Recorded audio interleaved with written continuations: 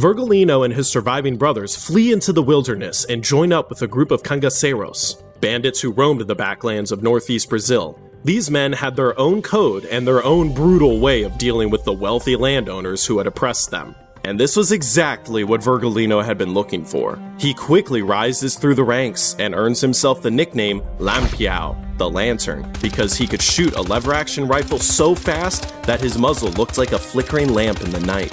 By 1922, Lampião had assumed control of the Cangaceiro band, and they began terrorizing the backlands. They attacked small towns and farms in 7 states, took hostages for ransom, extorted money by threats of violence, tortured, firebranded, raped, and maimed. But unlike other bandits who just robbed and pillaged randomly, Lampião initially targets the wealthy corones and their properties.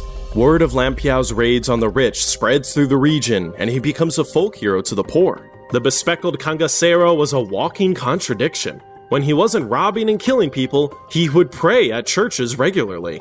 He would brutally execute most police officers, but spare the townspeople he liked. He would rob from the rich and then buy items from local shopkeepers with the money. This isn't to say he was a nice guy or anything, just that there were reasons some of the poor didn't think he was all that bad a guy. In 1930, something unexpected happens. Lampião meets a woman named Maria Bonita, who, according to historical accounts, was super hot. She's married to a shoemaker, but after meeting Lampião, she leaves her husband, joins Lampião's gang, and becomes the first woman cangaceira.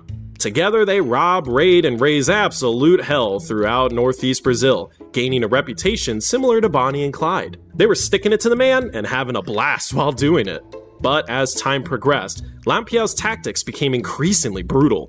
In one raid, his gang tortures and mutilates their victims as a warning to others. He personally oversees the executions of dozens of people, many of them beheaded in public squares.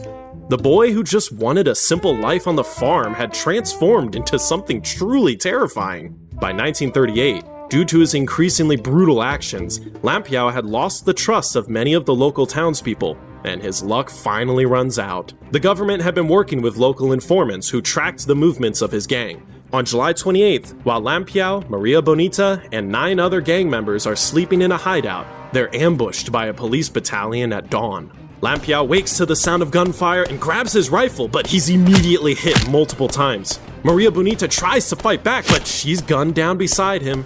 Within minutes, the couple and 9 other gang members are dead.